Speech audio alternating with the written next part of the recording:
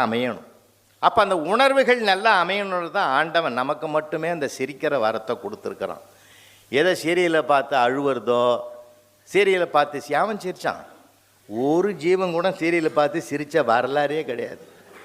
எல்லாம் அழுது அழுது அழுதே தீர்த்துவிட்டோம் மொத்த அழுகையும். ரொம்ப வருத்தமாக இருக்குது. சீரியல் பார்க்குற அம்மா இங்கே இருக்கிற உண்மையிலே தாய்மார்கள்லாம் உங்களை வணங்குறேன் தாயே.